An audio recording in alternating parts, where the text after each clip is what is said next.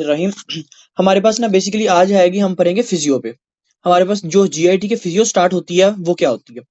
अच्छा, अब जो हमारे पास जीआईटी की फिजियो है ना, बेसिकली हम इसमें पढ़ते हैं जीआई की मोटेलिटी। अब मोटेलिटी में हमारे पास आती हैं कुछ तीन चीजें। क्या आती हैं? हमारे पास आती हैं तीन साइकिल, या आप तीन फेज कहो। हमने जब तक ये तीन फेज नहीं पढ़ेंगे ना, हमें फिजियो समझ ही नहीं आ सकती इसकी, जीआईटी की। सबसे पहले जो हमारे पास फेज आएगा ना, वो हमारे पास होता है, उसे कहते हैं हम सिफेलिक फेज। ठीक हो गया। सेकंड चीज में हमारे पास होता है, हम कहते हैं gastric phase. And third number पे हमारे पास होता है, हम कहते हैं इंटेस्टिनल फेज। अब ये तीन फेज है, ये पढ़ने जरूरी है हमारे पास जीआई की मोटिलिटी को समझने में। और इसी के अंदर ही हम सारे सेल्स पढ़ेंगे, हमारे पास पेरिटल सेल्स वगैरह, चीफ सेल्स वगैरह, ये सारे हम इन्हीं के अंदर पढ़ेंगे। ठीक हो गया। अच्छा, अब हम स्टार्ट करते हैं। सबसे पहले जो होता है ना हमारे पास, ये फेज स्टार्ट कहां से होता है, और हम सिफेलिक फेज का पहले स्टार्ट करते हैं, ये होता कहां से है। अच्छा, अब बेसिकली इससे पहले पता होना चाहिए कि हमारे पास सेंट्रल नर्वस सिस्टम के पार्ट्स हैं। ये हमारे पास आता है मिड ब्रेन। ठीक है, मिड ब्रेन के बाद आता है हमारे पास पोन्स, फिर आता है मेडुला, और फिर आता है स्पाइनल कॉर्ड। और हमारे पास पीछे होता है सेरिबेलम, और इसके ऊपर होता है हमारे पास सेरिब्रम। अच्छा, अब हमारे पास इधर सेरिब्रम कोर्टेक्स में, ठीक है, यहाँ हम सेरिब्रल कोर्टेक्स कहते हैं, यहाँ सेरिब्रल कोर्टेक्स से हमारे पास कुछ फाइबर जो होते हैं ना वो निकलते हैं। ठीक है, यहाँ हमारे पास सेरिब्रल कोर्टेक्स से कुछ फाइबर्स निकलते हैं, और ये जो फाइबर्स है ना वो जाते हैं हमारे पास इस हाइपोथैलेमस के पास। दोबारा सुनना बात, मैंने कहा कि हमारे पास सेरिब्रल कोर्टेक्स से कुछ फाइबर्स निकलते हैं। ये जो फाइबर्स होते हैं ये जाते हैं हमारे पास हाइपोथैलेमस के पास। और फिर यही जो हाइपोथैलेमस है, यहां से हमारे पास जाता है, स्टिमुलेट करवाता है किसको? मेडुला में हमारे पास एक न्यूक्लियस होता है, उसे कहते हैं डोर्सल न्यूक्लियस। बेसिकली हमने पढ़ा था, इसमें हमारे पास वेंट्रल न्यूक्लियस भी होता है, डोर्सल न्यूक्लियस भी होता है, न्यूक्लियस ट्रैक्टस साल्टोरिस भी होता है। लेकिन हमारे पास इधर हम बात कर रहे हैं क्या? डोर्सल न्यूक्लियस की। अब होता क्या है, ये जो फाइबर जो है इन्होंने स्टिमुलेट किया किसको? इस डोर्सल न्यूक्लियस को। अब इस डोर्सल न्यूक्लियस से हमारे पास एक नर्व निकली जिसका नाम था वेगस नर्व। अब हमारे पास ये 10th क्रैनियल नर्व यहां से एक्सक्रीट की है। बेसिकली आपको सबसे पहले तो ये स्ट्रक्चर पता होना चाहिए कि हमारे पास कहां से ये चीज स्टार्ट हो रही है। हमने कहा सेरिब्रल कोर्टेक्स से हमारे पास फाइबर निकले, ये गए हाइपोथैलेमस के पास, और हाइपोथैलेमस से ये स्टिमुलेट किया इसने डोर्सल न्यूक्लियस ऑफ मेडुला को। फिर मेडुला से हमारे पास क्या? वेगस नर्व आगे निकली। ठीक है, अब हम चलते हैं इसकी दूसरी तरफ, दूसरी साइड की तरफ, फिर हम दोबारा इसकी तरफ आते हैं। हम कहते हैं कि हमारे पास ये है स्टमक का पार्ट। ठीक है, और ये हमारे पास है स्टमक। अब स्टमक में हमने कहा था ये हमारे पास होता है, दोबारा सुना, ये है हमारे पास कार्डिया। ठीक हो गया। कार्डिया के बाद हमारे पास ये जो पार्ट होता है इसका नाम होता है फंडस। ठीक हो गया, ये था हमारे पास कार्डिया, ये हमारे पास होता है फंडस। उसके बाद हमारे पास ये होता है बॉडी। ठीक है, और उसके बाद हमारे पास ये होता है एंट्रम, और यहां हमारे पास होता है पाइलोरस। क्या होता है? ये हमारे पास है कार्डिया। ठीक है, उसके बाद ये हुआ फंडस, ये होता है बॉडी, और बॉडी को कहते हैं कॉर्पस भी। और हमारे पास हुआ एंट्रम, और एंट्रम के बाद आता है हमारे पास पाइलोरी। अब हमने बेसिकली ना इनकी स्टिमुलेशन पढ़नी है कि इनकी स्टिमुलेशन होती कैसे है। ठीक हो गया। इनके अंदर सेल्स होते हैं वो भी पढ़ेंगे, लेकिन वो हम गैस्ट्रिक फेज में जरा डिटेल से पढ़ेंगे। अभी हम सिफेलिक फेज को स्टडी कर रहे हैं। हमने सिफेलिक ये पढ़ा कि हमारे पास ये जो वेगस नर्व थी ना ये आई है। अब ये वेगस नर्व करती क्या भला? ये वेगस नर्व हर स्टमक के पार्ट के पास जाके उनको स्टिमुलेट करती है। और स्टिमुलेट कैसे करती है? ये एसिटाइल कोलिन को रिलीज करवाती है हर स्टमक के पार्ट के पास। देखना, ये हमारे पास वेगस नर्व थी, वेगस नर्व गई सबसे पहले कार्डिया को स्टिमुलेट किया। ठीक है, नंबर पे अगले पार्ट के पास गई फंडस को, इसने फंडस को स्टिमुलेट किया। थर्ड नंबर पे ये बॉडी के पास गई या कॉर्पस के पास गई, उसको स्टिमुलेट किया। फोर्थ नंबर पे ये एंट्रम के पास गई, उसे स्टिमुलेट किया। एंड फिफ्थ नंबर पे हमारे पास ये पाइलोरस के पास गई, इसको स्टिमुलेट किया। ये हमारे पास है वेगस नर्व की स्टिमुलेशन।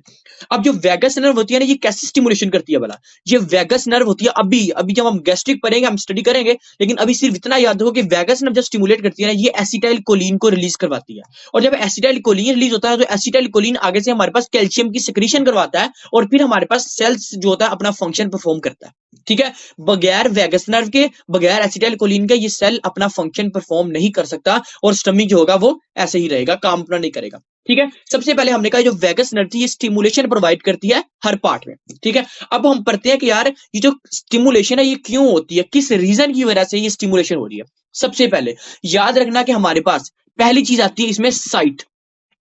ठीक है, आप देखते हो, आप कोई भी खाने वाली चीज देखते हो, ठीक है, आपको उसकी वजह से आपको भूख लगने लग जाती है। अब जो आपको भूख लगती है वो कैसे लगती है? ये सारा मैकेनिज्म होता है, और ये मैकेनिज्म करता है, ये आपके यहां से वेगस नर्व इनको स्टिमुलेट करवाती है। ठीक है, इस तरह आपका पहली चीज थी साइट। सेकंड चीज टेस्ट। जब आप टेस्ट करते हो किसी भी चीज को, फिर भी आपका ये वाली जो स्टिमुलेशन होती है ये होती है।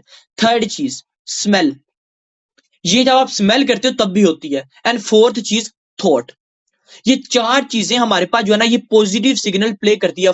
मतलब ये है कि ये क्या करती है, ये आपके इस स्टिमुलेशन को क्या करती है, स्टिमुलेट करवाती है और पॉजिटिव सिग्नल करती है, और हमारे पास जो हार्ट स्टमक होता है ये अपना फंक्शन परफॉर्म करवाता है। कैसे हुआ, देखो आपने किसी भी चीज को स्मेल की, जब आपने किसी भी चीज को स्मेल की ना तो हमारे पास ये वेगस नर्व आएगी और वेगस नर्व आके हमारे पास इनको स्टिमुलेशन करेगी। अब हम पढ़ते हैं कि हमारे पास अभी क्या आती है, अभी ये बात करते हैं, लेकिन अभी सिर्फ ये देखो कि हमारे पास ये आई है वेगस नर्व वगैरह, ठीक है। अब होता क्या इसमें, इसका ऑपोजिट रिस्पॉन्स क्या होता है, इसका ऑपोजिट रिस्पॉन्स ये होता है कि हमारे पास एक नर्व होती है, उसका नाम होता है स्प्लेंचनिक नर्व। अब ये हमारे पास ये स्पाइनल कोड, ठीक है, यहाँ स्पाइनल नर्व्स होती है हमारे पास। ये जो हमारे पास स्पाइनल नर्व्स होती है ना, ये हमारे पास एल लंबर रीजन से लेके, ठीक है, और कुछ सैक्रल के पार्ट से यहाँ हमारे पास एक नर्व निकलती है, इसका नाम होता है स्प्लेंचनिक नर्व। ये जो स्प्लेंचनिक नर्व होती है ना, ये भी स्टमक के हर पार्ट के पास जाती है। पहले मैंने बताई कि जो वेगस नर्व होती है वो भी स्टमक के हर पार्ट के पास जाती है। सेकंड हमने कहा जो स्प्लेनिक नर्व होती है, स्प्लेंचनिक नर्व होती है, ये भी स्टमक के हर पार्ट के पास जाती है। लेकिन ये करती क्या, ये हमारे पास इनहिबिट करती है। देख रहे हो, अगर कोई कहे कि स्टमक को स्टिमुलेशन करने वाला कौन है तो हम कहेंगे वेगस नर्व। अगर कोई कहे कि स्टमक को इनहिबिट करने वाला कौन है तो हम कहेंगे स्प्लेंचनिक नर्व। पहली तो बात आ गई हमारे पास ये, ठीक है। अब हम चलते हैं इसके और आगे डिटेल की तरफ। हमने बात करी है, अब इसके बाद ये जो हमारे पास, हाँ रिकॉर्ड कर रहा हूं मैं। अच्छा अब ये बात करें, हमारे पास इधर हमारे पास होते हैं कुछ स्ट्रेच रिसेप्टर्स। किधर, ये जो हमारे पास होता है ना स्टमक है ना, और स्टमक के ऊपर हमने कहा था ये कौन सा, लोअर कर्वेचर ऐसी है, और ये हमने कहा था ग्रेटर कर्वेचर। ये जो हमारे पास होता है ना इधर लोअर कर्वेचर, जहां हमारे पास कुछ रिसेप्टर्स होते हैं उसे हम कहते हैं स्ट्रेच रिसेप्टर्स, ठीक है। यहाँ हमारे पास कुछ रिसेप्टर होते हैं स्ट्रेच रिसेप्टर। अब ये जो स्ट्रेच रिसेप्टर होते हैं ना, ये हमारे पास ऊपर जाते हैं और ये जाके वेगस नर्व को स्टिमुलेट करवाते हैं। समझ आई बात की, देखो होता है ये कि जब आपको भूख लगी हो, ठीक है, ये करता क्या है, ये आपका जो है ना स्टिमुलेशन करवाता है। या देखो आप क्या कर रहे हो, आपको कोई थॉट आई है, आपने कुछ स्मेल किया, आपने कोई टेस्ट किया, अब आपके स्टमक को कुछ स्ट्रेच रिसेप्टर्स होंगे, वो स्ट्रेच रिसेप्टर क्या करेंगे, ये जाएंगे आपके इधर इनके पास, ठीक है, और यहां से फिर फाइबर्स आपके मोटर जाएंगे और फिर सेंसरी फाइबर्स आएंगे वापस जो कि वेगस नर्व को स्टिमुलेट करेंगे, और फिर वेगस नर्व हर स्टमक के पार्ट में जाएगी। दोबारा सुनना बात, मैं जरा दोबारा करने लगा बात। सबसे पहले कहा कि हमारे पास देखो sight, taste, smell and thought, ये करता क्या है, ये हमारे पास एक पॉजिटिव सिग्नल प्रोवाइड करते हैं। ये ऐसे करते हैं कि ये वेगस नर्व को स्टिमुलेट करवाते हैं, और स्टिमुलेट कैसे करवाते हैं, हमारे स्ट्रेच रिसेप्टर्स के थ्रू। या सिर्फ आप इतना याद रख लो कि हमारे पास जो वेगस नर्व होती है ये आपकी स्टिमुलेशन करवाती है स्टमक के हर पार्ट में, पहली चीज। सेकंड चीज, हमारे पास जो नर्व होती है स्प्लेंचनिक नर्व, जो कि स्पाइनल कोर्ड से निकलती है, या स्पाइनल नर्व्स की पार्ट होती हैं, वो आपकी इनहिबिट करवाती हैं इनको, स्टमक के पार्ट्स को। ठीक हो गया। अच्छा अब हमने पढ़ी कि हमारे पास जो है ना वो स्टिमुलेशन करने वाला, तो ये हो गया। अब इनहिबिट करने वाला कौन है, इनहिबिट करने वाला हमारा सिस्टम होता है सिंपैथेटिक नर्वस सिस्टम। अब सिंपैथेटिक नर्वस सिस्टम मतलब जब आप स्ट्रेस में होते हो, ठीक है, जब आप किसी इमोशनल में होते हो, जब आप किसी एंग्जाइटी में होते हो, तो फिर हमारे पास ये जो सारी स्टिमुलेशन होती है ये इनहिबिट हो जाती है। अब ये इनहिबिट करवाता कौन है, ये स्प्लेंचनिक नर्व करवाती है। ठीक हो गया। ये थी आपकी ये बात जो आती है हमारे पास सिफेलिक फेज में। सिफेलिक फेज में अभी तक जो हमने पढ़ा वो सुनना, इजी करके बताता हूं। हमने सबसे पहले कहा कि इधर होती है एक वेगस नर्व, सेकंड हमने कहा इधर होती है एक स्प्लेंचनिक नर्व। वेगस नर्व का काम है आपकी स्टिमुलेशन करवाना, स्प्लेंचनिक नर्व का काम है आपकी इसको इनहिबिट करवाना। हर पार्ट पे याद रखना, स्टमक के 5 पार्ट है और पांचों पार्ट पे हमारे पास ये स्टिमुलेशन प्रोवाइड करवाती है। ठीक हो गया। ये था हमारे पास इसका सिफेलिक फेज का, ये आपको इसका पता होना चाहिए ताकि आपको आगे आगे तक हर चीज क्लियर हो। अब हम चलते हैं, ये सिफेलिक फेज हो गया इसका क्लियर। अब हम चलते हैं हमारे पास गैस्ट्रिक फेज में। अब ये सुनना, गैस्ट्रिक फेज से पहले हम जो हमने सेल्स पढ़े थे ना, जो हमने पार्ट्स पढ़े थे, इस पार्ट्स के अंदर हम सेल्स की बात करेंगे और फिर जो सेल्स है हम आगे उसको डिस्कस करते हैं। अच्छा, अब हमारे पास जो पहले आता है, पहली चीज हमारे पास एक सेल होता है, इसका नाम होता है पेरिटल सेल। अच्छा, अब ये जो हमारे पास पेरिटल सेल्स होता है ना, ये आपका होता है फंडस में। ये याद रखना, पहली चीज हमने कहा पेरिटल सेल्स होते हैं, ये किधर होते हैं, फंडस में। सेकंड चीज हमारे पास होते हैं चीफ सेल्स। चीफ सेल्स किधर होते हैं, ये फंडस में भी होते हैं और कुछ कॉर्पस में यानी कुछ बॉडी के पार्ट में भी होते हैं। ठीक हो गया। थर्ड चीज हमारे पास होते हैं कुछ जिसे हम कहते हैं जी सेल्स, वैसे हम इसे कहते हैं एंडोक्राइन गैस्ट्रिक सेल्स, जी सेल्स। ठीक है। अब ये जो हमारे पास जी सेल्स होते हैं ये किधर होते हैं, ये होते हैं हमारे पास एंट्रम के अंदर। ठीक है। ये आपको पेरिटल सेल्स, चीफ सेल्स और जी सेल्स का पता होना चाहिए, फिर आगे हम इसको और भी डिस्कस करते हैं कि और भी सेल्स होते हैं, सिर्फ ये नहीं होते। ठीक है। अब हम चलते हैं कि हमारे पास इसके आगे इसके फंक्शंस क्या है। हमने सिफेलिक फेज स्टडी किया, अब हम गैस्ट्रिक फेज की तरफ चलते हैं। ये थोड़ा लेंथी फेज है इसलिए इसको जरा ध्यान से सुनना। ठीक है। सबसे पहले हम चलते हैं कि हमारे पास सेल्स होते हैं जी सेल्स की तरफ, कि हमारे पास जो एंट्रम में सेल्स होते हैं ना, सारा काम यहां से स्टार्ट होता है। मैं क्या करता हूं कि यहां मैं बना रहा हूं एंट्रम सेल्स, एंट्रम के अंदर हमारे पास जो जी सेल्स होते हैं मैं वो बना रहा हूं। एक मिनट स्क्रीन देख लो आप लोगों को। अच्छा, अब ये देखो मैंने जो है ना वो दो तरह के जी सेल्स बनाए। एक मैंने बनाई, इसका नाम है हमारे पास एंट्रम डी सेल्स, इसका नाम है एंट्रम जी सेल्स। ये किधर होते हैं? दोनों के दोनों एंट्रम में होते हैं, या हम इसे कहते हैं पाइलोरिक एंट्रम, यानी एंट्रम के पास पाइलोरिक होता है, इस वजह से उस रीजन में होते हैं। सबसे पहले मैंने कहा मेरे पास ये जो सेल्स हैं इसका नाम है मेरे पास डी सेल्स, ठीक हो गया। और मैंने कहा ये कौन सा सेल्स है, इसका नाम है जी सेल्स, ठीक है। अब इन सेल्स के दरमियान मैं यहां बना रहा हूं एक ब्लड वेसल। जहां पे ना समझ आए मुझे रुकवा लेना, क्योंकि ये टॉपिक बड़ा इंपॉर्टेंट है, आगे समझ नहीं आनी। पहले मैंने आपको सेल्स की बात की, हमने कहा कि हम जी सेल्स को डिस्कस करते हैं जो हमारे पास एंट्रम में प्रेजेंट होते हैं। अब ये जो एंट्रम में दो सेल्स होते हैं, एक तो है हमने जी सेल्स की बात की, एक होते हैं हमारे पास डी सेल्स, ठीक है। अब हमारे पास जो है ना वो इनमें क्या क्या चीजें होती हैं और इनका क्या क्या फंक्शन होता है। सबसे पहले ये याद रखना कि हमारे पास ये जो जी सेल्स होते हैं ना, ये जी सेल्स होते हैं, इसके ऊपर कुछ रिसेप्टर्स लगे होते हैं। इस रिसेप्टर्स का नाम होता है मुस्क्रीनिक 3 रिसेप्टर्स, ठीक हो गया, पहली चीज। सेकंड चीज, इसके ऊपर रिसेप्टर्स लगे होते हैं, ठीक है। एक हमने कहा इसके ऊपर होते हैं मुस्क्रीनिक 3 रिसेप्टर्स, ठीक हो गया। सेकंड हमारे पास इसके ऊपर रिसेप्टर होते हैं सेरोटोनिन रिसेप्टर्स, ठीक है। ये जी सेल्स के ऊपर मैंने दो रिसेप्टर्स बनाए। एक मैंने बनाया मुस्क्रीनिक 3 रिसेप्टर्स, एक मैंने बनाया क्या हमारे पास सेरोटोनिन रिसेप्टर्स। अब जो मुस्क्रीनिक 3 रिसेप्टर्स है ना, ये एसिटाइल कोलिन को पकड़ते हैं, यानी एसिटाइल कोलिन को लगने वाला जो रिसेप्टर होता है उसे कहते हैं मुस्क्रीनिक 3 receptor on the stomach antrum, ठीक है। उसके बाद हमारे पास होता है सेरोटोनिन। सेरोटोनिन जो रिसेप्टर होते हैं वो किधर लगते हैं? सेरोटोनिन में आके, ठीक हो गया, इस रिसेप्टर में आके लगते हैं और फिर आगे फंक्शन करते हैं। अब होता क्या बेसिकली, अगर मैं कहूं कि कोई हमारे पास पार्शियली अनडाइजेस्टेड या पार्शियली डाइजेस्टेड प्रोटीन है, फॉर एग्जाम्पल मैं ये कहता हूं कि मेरे पास ये एक प्रोटीन का मोलिक्यूल है, ठीक है। ये मेरे पास एक पार्शियली डाइजेस्टेड प्रोटीन है, ठीक है, जो हमारे पास कार्डिया से फंडस में गई, फंडस से हमारे पास एंट्रम में आई है, बॉडी में, बॉडी से एंट्रम में आई है, पार्शियली डाइजेस्टेड प्रोटीन है। अब क्या होता क्या, जब ये पार्शियली डाइजेस्टेड प्रोटीन आके इस जी सेल्स पे लगती है ना, जब ये पार्शियली डाइजेस्टेड प्रोटीन हमारे पास यहाँ जी सेल्स में आके लगती है, तो यहां से हमारे पास जो एसिटाइल कोलिन होता है वो भी आके यहाँ लगा। जब एसिटाइल कोलिन यहां आके लगता है तो हमारे पास एसिटाइल कोलिन अंदर से कैल्शियम को रिलीज करवाता है, ठीक है। और जब ये कैल्शियम रिलीज होता है तो कैल्शियम इस सेल्स को स्टिमुलेशन करवाता है। जब ये सेल स्टिमुलेट करता है तो पार्शियली डाइजेस्टेड जो प्रोटीन होती है ये मिलके एक हार्मोन एक बनाती है स्ट्रक्चर, उसे हम कहते हैं गैस्ट्रिन, ठीक है। दोबारा सुनना पर मेरी बात, मैंने कहा कि हमारे पास एंट्रम में हमारे पास है जी सेल्स, जी सेल्स के ऊपर एक रिसेप्टर्स लगे थे, उसका नाम था M3R रिसेप्टर्स। M3R रिसेप्टर्स ने किया क्या, इसने एसिटाइल कोलिन को अट्रैक्ट किया एक साइड से, ठीक है। सेकंड साइड से क्या हुआ, हमारे पास कुछ पार्शियली डाइजेस्टेड प्रोटीन थी, वो इसने जी सेल्स ने ली। जब ये दोनों चीजें चलेगी तो इसने क्या किया, इसने आपके गैस्ट्रिन बना दिया, ठीक है। अगर अब कोई कहे कि आपका जो हमारे पास जी सेल्स होता है एंट्रम में वो बनाता क्या, हम कहेंगे वो बनाता है गैस्ट्रिन। समझ आ गई बात की कि अब ये बन गया हमारे पास गैस्ट्रिन। अब गैस्ट्रिन बन के आपके ब्लड वेसल में आ गया। अब ब्लड वेसल से पास करके ये कहां कहां जाता है वो हम डिस्कस करते हैं। पहली चीज मैं आपको जो साथ साथ बताऊं वही समझ लेना। पहली चीज जो मैंने बताई कि हमारे पास जो होते हैं ना गैस्ट्रिक जी सेल, जिसको हमने कहा एंट्रम में होते हैं, उसके ऊपर जो मुस्क्रीनिक 3 रिसेप्टर्स होते हैं उन्होंने एसिटाइल कोलिन को अट्रैक्ट किया, यानी एसिटाइल कोलिन आके लगा, एसिटाइल कोलिन ने इसको स्टिमुलेशन करवाई, ठीक है। दूसरी जगह पे क्या हुआ, कुछ पार्शियली डाइजेस्टेड प्रोटीन थी वो आके इधर आके लगी। जब इधर आके लगी तो इसने क्या किया, इस गैस्ट्रिक जी सेल्स ने इसने गैस्ट्रिन आगे बढ़ा दिया, ठीक हो गया। अब गैस्ट्रिन यहां से ब्लड वेसल से पास करके आगे हमारे पास अगले सेल में जाएगा। हम अभी इसकी बात कर ली, ठीक है। डी सेल्स को हम बाद में डिस्कस करते हैं, हमने इसकी बात कर ली। अब हम चलते हैं हमारे पास अगले नेक्स्ट सेल में। हमने कहा था पेरिटल सेल्स। पेरिटल सेल्स कहां पर होते हैं? फंडस में, यानी गैस्ट्रिन बना, गैस्ट्रिन बन के अब कहां जाएगा, हमारे पास जो फंडस में और पेरिटल सेल्स में। अब मैं बनाता हूं कि मेरे पास ये है पेरिटल सेल।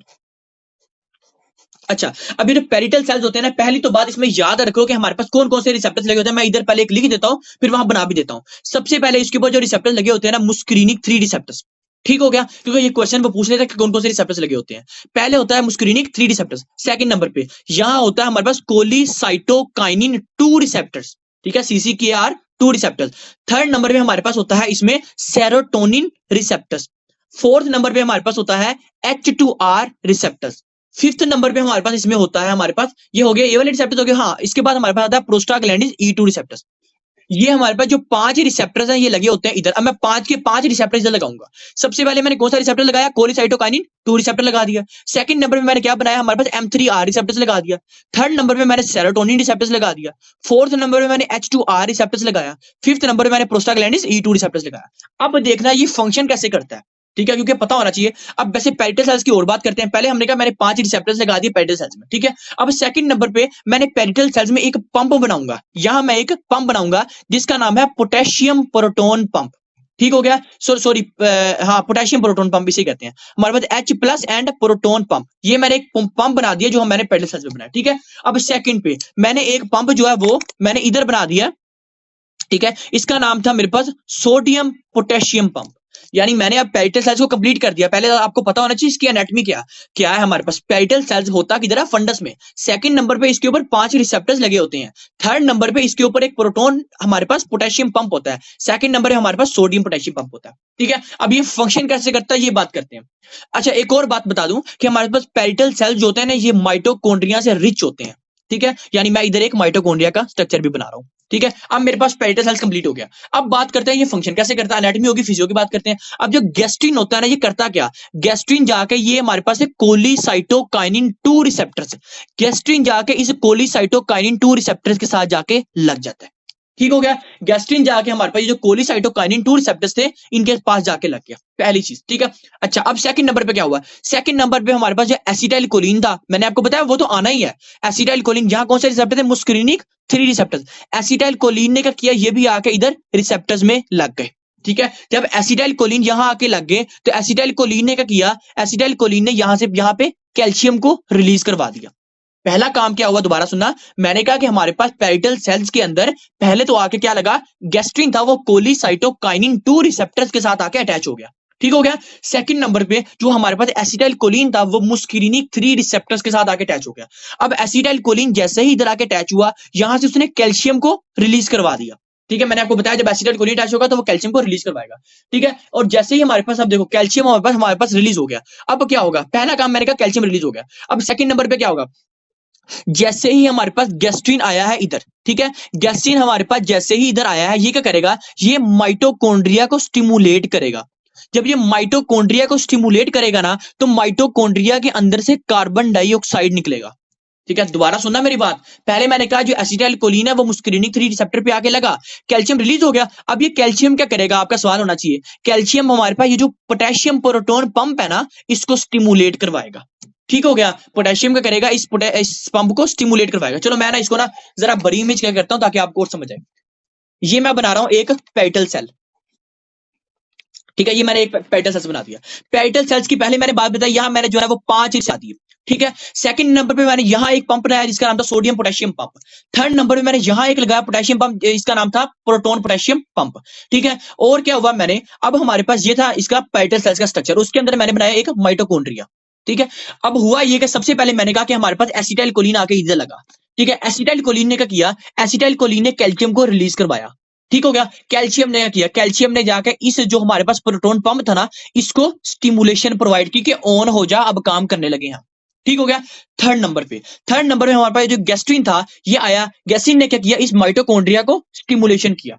जब इसने माइटोकॉन्ड्रिया को स्टिमुलेशन किया तो माइटोकॉन्ड्रिया के अंदर से कार्बन डाइऑक्साइड निकला, ठीक है। जब माइटोकॉन्ड्रिया के अंदर से कार्बन डाइऑक्साइड निकला तो सेल के अंदर वाटर भी पड़ा हुआ था। कार्बन डाइऑक्साइड और जब ये वाटर मिले तो इसने बना दिया हमारे पास H2CO3, ठीक हो गया। जब ये H2CO3 बना तो ये हमारे पास चेंज हो गया H+ के अंदर और HCO3 के अंदर, यानी प्रोटॉन के अंदर और बाइकार्बोनेट के अंदर, ठीक है। अब हमारे पास ये जो प्रोटॉन था ये आ गया, ठीक है। अब ये जो बाइकार्बोनेट था हमारे पास ये बन गया। देखना ये हमारे पास हुआ क्या? मैं यहां लिख लेता हूं साथ। मैंने सबसे पहले कहा कि हमारे पास जो था ना वो कैल्शियम रिलीज हुआ। कैल्शियम ने स्टिमुलेशन किया किसको? हमारे पास जो पंप था जिसका नाम था पोटेशियम प्रोटोन पंप, ठीक हो गया पहला काम। सेकंड नंबर पे हमारे पास क्या हुआ था? हमारे पास जो गैस्ट्रिन था उसने माइटोकॉन्ड्रिया को किया और वहां से हमारे पास H+ बना है और क्या बना है? HCO3 बना। अब हमारे पास इस पेरिटल सेल्स के पीछे ना एक वेन पड़ी होती है जिसका नाम होता है गैस्ट्रिक वेन, ठीक हो गया। अब ये जो हमारे पास ये जो प्रोटोन है, ये हमारे पास बाइकार्बोनेट है ना, ये इस हमारे पास चला जाएगा इस वेन के अंदर, गैस्ट्रिक वेन के अंदर, और फिर यहां से हमारे पास निकल जाएगा और ये हमारे पास बॉडी में अलग जाके पीएच को मेंटेन करवाएगा, ठीक है। अभी हम इसकी बात नहीं करते। हमने कहा कि जो HCO3 थी ना ये चलेगी हमारे पास इधर, ठीक हो गया। पहली बात आ गई। अब हमारे पास क्या हुआ, यानी HCO3 आ गई हमारे पास इधर, ठीक हो गया। अब हमारे पास और क्या हुआ, और हमारे पास यहां से ना, यहाँ बाहर से यानी पेरिटल सेल से बाहर से हमारे पास जो क्लोराइड थी ना, क्लोराइड, वो हमारे पास एंटर होगी इस सेल के अंदर, ठीक हो गया। जब क्लोराइड हमारे पास इस पेरिटल सेल्स के अंदर एंटर हुई तो अब क्या हुआ, अब ये जो क्लोराइड थी, यानी देखो पोटेशियम हमारे पास ये मेरे पास जो है वो क्या है, प्रोटॉन है, और ये मेरे पास क्या है, क्लोराइड है। अब ये हमारे पास पंप था एच, ये वाला पंप एच, हमने कहा था प्रोटॉन पोटेशियम पंप, ये H प्लस जो थी वो इस पंप के थ्रू बाहर निकल गई, यानी ये H प्लस आ गया पेरिटल सेल से बाहर, ठीक है। उसके बाद ये जो क्लोराइड थी ये हमारे पास उसने बाहर से ली, और ये भी हमारे पास इसके थ्रू बाहर आ गई, यानी क्लोराइड भी आ गई, और H और Cl ने बना के आपके पास क्या बना दिया, HCl, HCl की फॉर्मेशन होगी, ठीक है। अब मैं इसको जो है दोबारा बताता हूं। हमने पहले कहा कि हमारे पास एसिटाइल कोलिन आया, एसिटाइल कोलिन ने कैल्शियम को स्टिमुलेट करवाया, यानी बनाया, कैल्शियम ने आगे जाके इस प्रोटॉन पंप को स्टिमुलेशन प्रोवाइड की। अब मैं कहता हूं फॉर एग्जांपल अगर एसिटाइल कोलिन ही ना होता तो कभी भी ये पंप वर्क ही ना करता, चाहे जितना मर्जी प्रोटॉन अंदर इकट्ठा हो जाता, पहली चीज, ठीक है। अच्छा, अब मैं कहता हूं कि हमने कहा कि हमारे पास जो है ना, ये हमारी सेकंड बात हमने की कि हमारे पास इस माइटोकॉन्ड्रिया ने कार्बन डाइऑक्साइड बनाई, कार्बन डाइऑक्साइड ने वाटर बनाया, फिर आगे हमारे पास जो है ना वाटर के साथ मिला और इसने आगे H प्लस और HCO3 बना दिया। जो हमारे पास ये प्रोटॉन था ना, ये हमारे पास इस पंप के थ्रू बाहर निकल गया। अब ये हम इस पंप की थोड़ी सी बात करते हैं, ठीक है। मैं ये बनाता हूँ, ये मेरे पास है पंप, मैंने सिर्फ इस पंप से ना हमारे पास अगर प्रोटॉन बाहर आ रही है ना, तो इस पंप से हमारे पास पोटेशियम अंदर भी जा रही है, ठीक है। अब ये पोटेशियम अंदर कैसे जा रही है, क्या हमारे पास स्टमक के पास पोटेशियम पड़ा हुआ है, नहीं। अब ये देखना कि हमारे पास ये जो पोटेशियम है ये बाहर कैसे जा रही है, ठीक है। अब ये बात करते हैं, हमारे पास ये जो लगे हुए हैं ना, ये जो रिसेप्टर्स लगे हैं, मैंने इनको क्या कहा था, इन्हें मैंने कहा था सोडियम पोटेशियम पंप, ठीक है। मैंने आपको ये बात बताई थी कि ये हमारे पास होता है सोडियम पोटेशियम पंप। अब होता ये है कि हमारे पास जो पोटेशियम है ना, जो हमारे पास पोटेशियम है वो हमारे पास इस सेल से हमारे पास बाहर आ रही होती है, और जो सोडियम है वो हमारे पास अंदर जा रहा होता है।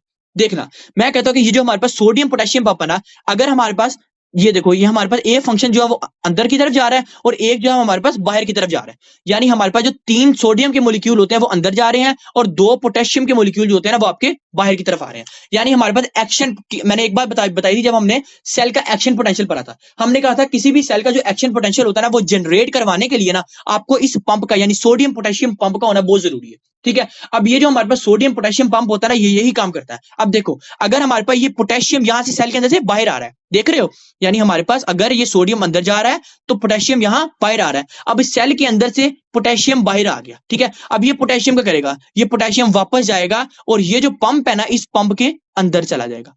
ये दोबारा बात सुनना, ये बड़ी इंपॉर्टेंट है, मैं दोबारा बनाता हूं। ये मेरे पास है पेरिटल सेल, और जहां ना समझ आए मुझे बता देना जरूर। अब मैं रिसेप्टर्स की बात नहीं करूंगा, ठीक है। अब मैं स्ट्रक्चर की बात नहीं करूंगा, अभी मैं सिर्फ अब पंप की बात करूंगा। मैंने अब 2 पंप बनाऊंगा, एक मेरे पास है ये वाला पंप, एक मैंने बनाया ये वाला पंप। इस पंप का नाम था प्रोटॉन पोटेशियम पंप, इस पंप का नाम था सोडियम पोटेशियम पंप, ठीक है क्या। अब अच्छा, अब मैंने कहा ये जो पंप होता है ये करता क्या है, ये मेरे पास ना 3 सोडियम के मोलिक्यूल को अंदर लेके जाता है और 2 पोटेशियम के जो मोलिक्यूल है ना उसको बाहर फेंकता है। ये वाले पंप का ये काम है, ठीक हो गया। अच्छा, अब ये पंप का काम है, इस पंप का काम ये है कि आपके प्रोटॉन को बाहर फेंकना और पोटेशियम को अंदर फेंकना। आप लोगों के लिए इतना भी याद रख लो तो इनफ है, लेकिन अगर आप लोग याद रखो कि हमारे पास ये जो पोटेशियम है ये कहां से आ रही है, तो याद रखना ये जो सोडियम अंदर जा रही थी और पोटेशियम बाहर आ रही थी, तो ये वाली जो पोटेशियम है ना, यही तो यहां मूव करके अंदर जा रही है, और यही जो पोटेशियम है जब अंदर जा रही है तो यहां से H प्लस निकल रहा है, और H प्लस के साथ मैंने बताया था यहां से वो क्लोराइड बाहर लेता है और क्लोराइड भी जाएगी तो क्या बनाएगा, Cl, यानी HCl आपके पास बन गया। यानी हमने पेरिटल सेल्स के अंदर से हमने हाइड्रोक्लोराइड बना दिया, HCl हमने बना दिया, ठीक है। आपको ये चीज पता होनी चाहिए कि हमने पेरिटल सेल्स का कैसे फंक्शन किया। अब मैं चलता हूं कि हमने देखो, हमने पहली बात क्या की, मैं रिपीट करता हूं शुरू से एक बात स्पीड में जरा।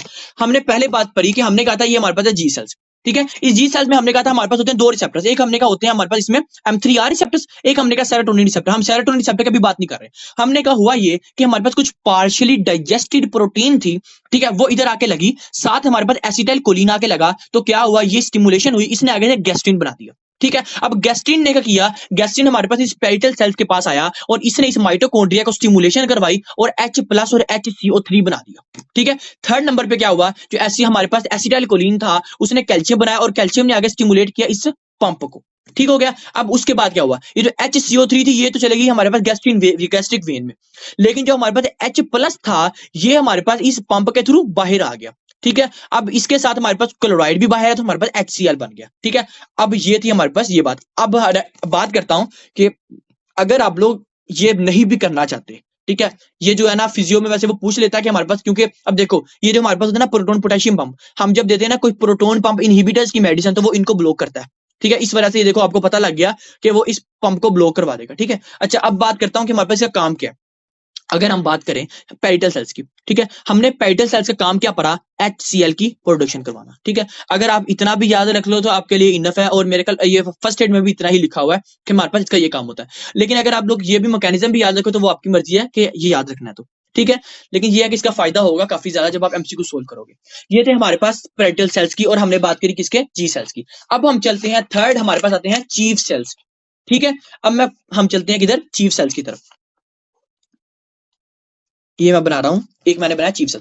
अच्छा, अब चीफ सेल्स की ना एक बड़ी बात है, वैसे ही हम इसका पहले एनाटॉमी पढ़ते हैं। चीफ सेल्स के अंदर हमारे पास पहले एक स्ट्रक्चर होता है, उसका नाम होता है वेजिकल्स। चीफ सेल्स के अंदर हमारे पास होते हैं वेजिकल्स। ठीक है, अब इस वेजिकल्स के बाद हमारे पास कुछ रिसेप्टर्स होते हैं जो कि आपके चीफ सेल्स के ऊपर लगे होते हैं। वो कौन से होते हैं, सबसे पहले हमारे पास होता है मुस्करीनिक 3 रिसेप्टर्स। ठीक है, M3R रिसेप्टर्स। सेकंड नंबर पे हमारे पास इधर होता है कोलिसाइटोकाइनिन 2 रिसेप्टर्स। अच्छा, एक मैंने गलती की कि हमारे पास जो इधर होते हैं ना वो होते हैं कोलिसाइटोकाइनिन 1 रिसेप्टर्स। ठीक है, और उधर होते हैं हमारे पास कोलिसाइटोकाइनिन 2 रिसेप्टर। ये आप लोग जरा देख लेना, ये गलती से मेरे से लिखा गया। अच्छा, ये हमारे पास है मुस्कुरिनिक 3 रिसेप्टर। सेकंड नंबर पे हमने कहा हमारे पास होते हैं कोलिसाइटोकाइनिन 2 रिसेप्टर। थर्ड नंबर पे हमारे पास होते हैं कौन से, सेरोटोनिन रिसेप्टर्स। और फोर्थ नंबर पे हमारे पास होते हैं, यहां हमारे पास होते हैं कुछ H2R रिसेप्टर्स। ठीक है, ये हमने बनाया चीफ सेल्स का स्ट्रक्चर। अब हम पढ़ेंगे कि हमारे पास जो चीफ सेल्स है वो कैसे हमारे पास ये जो फंक्शन है ना वो परफॉर्म करता होता है। ठीक है, अच्छा, अब हमारे पास ये जो चीफ सेल्स है ना इसका मेन चीज देखना। पहली बात हमने की जो मुस्कुरिनिक 3 रिसेप्टर था, यहाँ आके क्या चीज लगेगी, यहाँ आके एक मिनट, हाँ यहाँ आके जो लगेगी ये हमारे पास लगेगी acetylcholine. Acetylcholine muscarinic 3 receptors के पास आके लगेगा और यहां से अंदर क्या करेगा, कैल्शियम को रिलीज करवाएगा। और कैल्शियम क्या करेगा, फिर हमारे पास ये जो कैल्शियम है ना वो इसको स्टिमुलेट करवाएगा, इस वेजिकल को। पहली चीज, ठीक है। अब सेकंड चीज हमने कहा हमारे पास होता है कोलिसाइटोकाइनिन 2 रिसेप्टर। जहां भी कोलिसाइटोकाइनिन 2 रिसेप्टर है, कोलिसाइटोकाइनिन का नाम आ जाए आपने याद रखना है इस रिसेप्टर्स के ऊपर हमेशा गैस्ट्रिन आके लगता है। ठीक है, अब देखो हमने कहा कि हमारे पास होता है गैस्ट्रिन। गैस्ट्रिन ने आके इधर कोलिसाइटोकाइनिन 2 रिसेप्टर्स के साथ आके अटैच हो गया। ठीक है, अब क्या हुआ, कोलिसाइटोकाइनिन के साथ आके अटैच हुआ। अब इसने किया क्या, इसने हमारे पास इस वेजिकल को सेल से बाहर फेंक दिया। ठीक है, दोबारा सुनना मेरी बात। मैंने कहा कि हमारे पास होते हैं मुस्कुरिनिक 3 रिसेप्टर, कोलिसाइटोकाइनिन 2 रिसेप्टर। मुस्कुरिनिक 3 रिसेप्टर ने एसिटाइल कोलिन को पकड़ा और एसिटाइल कोलिन ने कैल्शियम को रिलीज करवाया और कैल्शियम ने वेजिकल को स्टिमुलेट किया। ठीक है, सेकंड नंबर पे हमारे पास कोलिसाइटोकाइनिन 2 रिसेप्टर थे। गैस्ट्रिन ने क्या किया, गैस्ट्रिन ने इस पे जाके लगा और इसने जाके इस वेजिकल को इस सेल से बाहर फेंक दिया। जब इस वेजिकल को इस सेल से हमारे पास बाहर फेंक दिया इस तरह से, अब ये करेगा क्या, अब ये हमारे पास चेंज हो जाएगा पेप्सिनोजिन के अंदर। ये जो वेजिकल था बेसिकली ना इसके अंदर पेप्सिनोजन के मॉलिक्यूल थे थोड़े छोटे छोटे, लेकिन ये सेल के अंदर था, इस वजह से ये पैक फॉर्म में था, ये किसी काम का नहीं था। अब हुआ ये, गैस्ट्रिन ने आके इसको स्टिमुलेशन किया और इस वेजिकल को बाहर फेंक दिया और इसने बना दिया पेप्सिनोजन। ठीक है, अब ये जो पेप्सिनोजन था एक इनएक्टिव फॉर्म था, तो पेप्सिनोजन ने क्या किया, ये चेंज हो गया पेप्सिन के अंदर। लेकिन ये कैसे चेंज हुआ, ये हमारे पास पीएच होती है हमारे पास 1.5 से लेके 3.5 तक। एक मिनट याद रखना बात कि हमारे पास जो पीएच होता है 2.5 से लेके आवाज आ रही मेरी, नहीं वो कॉल आ गई थी मेरे ख्याल उस वक्त इसलिए कट गई। अब आवाज आ रही है, अच्छा देखना। जी जी आ रही बात। अच्छा, मैंने कहा कि हमारे पास हमने बात की कोलिसाइटोकाइनिन 2 रिसेप्टर ने क्या किया, गैस्ट्रिन हमारे पास उसके साथ लगा, इसने इस वेजिकल को ना बाहर फेंक दिया। जब ये वेजिकल बाहर चला गया ना तो ये पेप्सिनोजन बना दिया। अब इस पेप्सिनोजन ने चेंज होना था पेप्सिन में। ठीक है, अब हम ऐसे तो पढ़ लेते हैं कि पेप्सिनोजन चेंज हो गया पेप्सिन में, लेकिन किसकी प्रेजेंस में, याद रखना कि इसके लिए जो H+ है प्रोटॉन का होना बहुत जरूरी है। ठीक है, और पीएच 1.5 से 3.5 यानी लो पीएच का होना बहुत जरूरी है। अगर तो हमारे पास 3.5 से ऊपर चला जाए तो हमारे पास पेप्सिनोजन कभी भी पेप्सिन में चेंज नहीं होगा। ठीक है, इस वजह से हमारे पास 1.5 पीएच होगा, 2 होगा, हमारे पास जो इजीली जो होगा ना वो चेंज हो जाएगा, यानी प्रोटॉन ज्यादा होगा तो पेप्सिनोजन इजीली पेप्सिन में चेंज हो जाएगा। अब हमने ये पढ़ लिया चीफ सेल्स का फंक्शन। ठीक है, अब हमने जो है ना 3 बातें पढ़ी है। हमने कहा हमारे पास होते हैं पेरिटल सेल्स। पेरिटल सेल्स का हमने काम क्या पढ़ा, गैस्ट्रिन को HCl को रिलीज करवाना। ठीक है, सेकंड नंबर पे हमने कहा जी सेल्स का काम। जी सेल्स का काम ये होता है गैस्ट्रिन को रिलीज करवाना। थर्ड नंबर पे हमने कहा चीफ सेल्स का काम होता है पेप्सिन को रिलीज करवाना। ये आप लोगों को ये बात पढ़ी और हमने मैकेनिज्म पढ़ा वो कैसे इसको रिलीज करवाता है। ठीक हो गया। अच्छा, अब इसके बाद हमारे पास कुछ और रिसेप्टर्स होते हैं, उसके हम देखते हैं जरा। ठीक है, कुछ और सेल्स होते हैं हमारे पास, सेल्स होते हैं उसे हम कहते हैं एंटेरोक्रोमाफिन सेल्स। ठीक है, अब जो हमारे पास एंटेरोक्रोमाफिन सेल्स होते हैं ना, ये भी हमारे पास जो पाइलोरस एंटरम होता है ना, वहां हमारे पास फैले होते हैं। बेसिकली ना ये हमारे पास इंटेस्टाइन में भी फैले होते हैं, लेकिन अभी हम स्टमक पढ़ रहे हैं, गैस्ट्रिक पढ़ रहे हैं, इस वजह से हम सिर्फ इसको डिस्कस करेंगे। मैं कहता हूं कि हमारे पास ये है एक एंटेरोक्रोमाफिन सेल। अब इस एंटेरोक्रोमाफिन सेल्स का ये हमारे पास है एक न्यूक्लियस एंटेरोक्रोमाफिन सेल्स का। ठीक है, अब इस न्यूक्लियस यहां हमारे पास एंटेरोक्रोमाफिन सेल्स के ऊपर रिसेप्टर्स कौन से होंगे ये भी देखेंगे। यहां भी हमारे पास सेम पहला रिसेप्टर होगा मुस्क्रीनिक 3 रिसेप्टर्स। ठीक है, सेकंड नंबर पे रिसेप्टर्स होगा हमारे पास सेरोटोनिन रिसेप्टर। थर्ड नंबर पे रिसेप्टर्स होगा, उसका नाम है गैस्ट्रिन यानी कोलिसाइटोकाइनिन रिसेप्टर। ठीक है, अच्छा अब क्या करेंगे हम, जो हमारे पास एसिटाइल कोलिन है वो क्या करेगा, एसिटाइल कोलिन आएगा। एसिटाइल कोलिन ये जो हमारे पास सेल था इसको स्टिमुलेट करेगा, पहली चीज। ठीक है, सेकंड नंबर पे ये जो हमारे पास गैस्ट्रिन था ये भी हमारे पास इस सेल्स को स्टिमुलेट करेगा। जब ये दोनों इस सेल्स को स्टिमुलेट करेंगे ना, तो एंटेरोक्रोमाफिन सेल्स करेगा क्या, ये एक चीज को रिलीज करेगा, उसका नाम है हिस्टामीन। ठीक है, अब एंटेरोक्रोमाफिन सेल्स ने हिस्टामिन कैसे रिलीज किया, मुस्करीनिक 3 रिसेप्टर ने एसिटाइल कोलिन को पकड़ा, एसिटाइल कोलिन ने इस सेल्स के न्यूक्लियस को स्टिमुलेट किया, उसके बाद कुछ गैस्ट्रिन था, गैस्ट्रिन ने उसको स्टिमुलेट किया और हमारे पास रिलीज हो गया हिस्टामिन। ठीक है, अब हमने बात कर ली कि हमारे पास हिस्टामिन क्या रिलीज हुआ, ये हमारे पास एंटेरोक्रोमाफिन सेल से रिलीज हो गया। ठीक है, अब हमारे पास कुछ एक और सेल्स होते हैं। ठीक है, वो सेल्स होते हैं हमारे पास बेसिकली वो ना ड्यूडिनम में होते हैं, लेकिन कुछ उसके सेल्स होते हैं वो पाइलोरिक पार्ट में भी होते हैं, इसलिए हम इधर पढ़ते हैं। ठीक है, वो सेल्स होते हैं हमारे पास, उसे हम कहते हैं डी सेल्स, लेकिन हम कहते हैं डी सेल्स ऑफ एंट्रम। ठीक है, डी सेल्स ऑफ ड्यूडिनम नहीं, हम इसे कहते हैं डी सेल्स ऑफ एंट्रम। अब ये डी सेल्स करता क्या, ये यही चीज है हमारे पास, ये जो हमने ये पढ़ी है डी सेल्स। ठीक है, अभी हम इसकी तरफ भी आते हैं, लेकिन अब हमारे पास फंक्शन क्या, इसकी तरफ भी बल्कि आते हैं। अब होता क्या हमारे पास, याद रखना बात। अब हमारे पास ये जो होता है ना, ये डी सेल्स, ये हमारे पास यहाँ रिसेप्टर्स लगे होते हैं, इसका नाम होता है मुस्क्रीनिक 3 रिसेप्टर्स। ठीक है, मैंने ना अभी तक जो बताया ना, पहले वो बताया था। हमने पहले पढ़ा कि हमारे पास था, इसने क्या किया, इसने गैस्ट्रिन को रिलीज करवाया, गैस्ट्रिन ने आगे जाके स्टिमुलेट करवाया और यहाँ से HCl रिलीज हो गया। फिर आगे हमने कहा कि हमारे पास जो सेल्स थे चीफ सेल्स हमारे पास पेप्सिन बन गया। हमने तीनों की फॉर्मेशन पढ़ ली। ठीक है, अब हम जो है ना लास्ट नंबर पे आ रहे हैं कि हमारे पास जो डी सेल्स था ये क्या करेगा। ठीक है, अब जो डी सेल्स होता है ना, बेसिकली ये ड्यूडिनम में होते हैं, लेकिन मैंने कहा आपको गैस्ट्रिक के भी कुछ पार्ट्स में होंगे। अच्छा, अब हमने कहा कि हमारे पास ये मुस्क्रीनिक 3 रिसेप्टर्स थे, यहां आके एसिटाइल कोलिन लग गया। लेकिन अब इसकी बड़ी बात है, ये करेगा क्या, जो एसिटाइल कोलिन होगा ना, यहां आके जब ये एसिटाइल कोलिन यहां आके जब एसिटाइल कोलिन यहां आके लगेगा ना, तो ये क्या करेगा, ये आगे से हमारे पास सोमैटोस्टैटिन को रिलीज करवाएगा। ये क्या करेगा, ये हमारे पास आगे आके सोमैटोस्टैटिन को रिलीज करवाएगा। लेकिन एक याद रखना बात कि जो एसिटाइल कोलिन है ये हमेशा डी सेल्स को इनहिबिट करता है। एसिटाइल कोलिन सारे के सारे सेल्स को स्टिमुलेट करेगा, लेकिन डी सेल्स को इनहिबिट करेगा। और डी सेल्स का काम क्या था, डी सेल्स का काम था सोमैटोस्टैटिन को रिलीज करवाना। अब हम बात करते हैं कि यार फॉर एग्जाम्पल एसिटाइल कोलिन है ही नहीं है। ठीक है, यानी हमारे पास एसिटाइल कोलिन अभी काम नहीं कर रहा, अभी हमारे पास वैगस नर्व ने स्टिमुलेशन नहीं की। अगर उसने स्टिमुलेशन नहीं की तो क्या होगा, हमारे पास सोमैटोस्टैटिन रिलीज हो जाएगा। ठीक है, अब जो हमारे पास सोमैटोस्टैटिन रिलीज होगा ना, तो ये हमारे पास मैंने हर सेल में एक रिसेप्टर पढ़ाया है, सोमैटोस्टैटिन रिसेप्टर। अब ये सोमैटोस्टैटिन क्या करेगा, सोमैटोस्टैटिन जाके इस SST जो R रिसेप्टर है यहां आके लगेगा हर सेल में जाके और हर सेल को इनहिबिट कर देगा। देखना मैं करता कैसे, ये जो हमारे पास था सोमैटोस्टैटिन, यहां हमने रिसेप्टर पर सोमैटोस्टैटिन यहां आके लगेगा और इस सेल्स को इनहिबिट कर देगा, पहली चीज। ठीक है, सेकंड नंबर पे हमने यहां पर सोमैटोस्टैटिन रिसेप्टर, सोमैटोस्टैटिन यहां आके लगेगा, इस सेल्स को भी इनहिबिट कर देगा। ठीक है, थर्ड नंबर पे हमने कहा चीफ सेल्स में भी सोमैटोस्टैटिन रिसेप्टर है, यहां आके लगेगा, इस सेल्स को भी इनहिबिट कर देगा। यानी एक सोमैटोस्टैटिन ने नेगेटिव मैकेनिज्म परफॉर्म किया, जिसने सारे के सारे जाके सेल्स को इनहिबिट कर दिया। ठीक हो गया, और हमारे पास थी ये वाली बात। अब हमने सोमैटोस्टैटिन पढ़ लिया, अब हमारे पास आते हैं कुछ एक हमने, अब हमारे पास 2 रिसेप्टर्स लगे हैं जिसका हमने डिस्कस बिल्कुल नहीं किया। एक हमारे पास है H2R रिसेप्टर, हिस्टामिन रिसेप्टर, एक हमारे पास है प्रोस्टाग्लैंडिन E2 रिसेप्टर।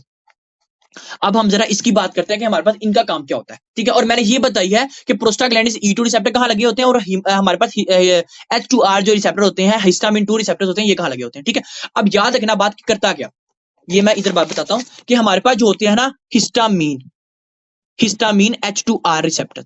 अब देखो जो हिस्टामिन क्या करेगा, हिस्टामिन H2R रिसेप्टर पे आके लगेगा। जब H2R रिसेप्टर पे लगेगा तो H2R रिसेप्टर्स भला क्या करता है सेल में जाके, ये हमारे पास जी स्टिमुलेटरी को एक्टिव करता है। ठीक है, जी स्टिमुलेटरी मैकेनिज्म को जब ये एक्टिव करता है तो हमारे पास जी स्टिमुलेटरी आगे जाके करेगा, ये हमारे पास पॉजिटिव सिग्नल परफॉर्म करेगा, यानी सेल को स्टिमुलेशन और करवाएगा। ठीक है, पहली चीज। सेकंड नंबर पे हमारे पास आता है prostaglandin E2 receptor. Prostaglandin E2 receptor जब हमारे पास जाके, इसके लिए रिसेप्टर्स होते हैं E2R रिसेप्टर्स। जब प्रोस्टाग्लैंडिन 2 रिसेप्टर यहाँ E2R रिसेप्टर पे आके लगेंगे तो E2R रिसेप्टर क्या करेगा, ये हमारे पास जी इनहिबिटरी को स्टिमुलेट करवाएगा। जब जी इनहिबिटरी स्टिमुलेट होगा तो ये आपके जाके सेल्स को इनहिबिट कर देगा। ठीक है, अब ये देखना मेरी बात कि मैंने मतलब क्या, देखो हमने, मैं सारी रिसेप्टर की बात करता हूं। पहले हमने कहा था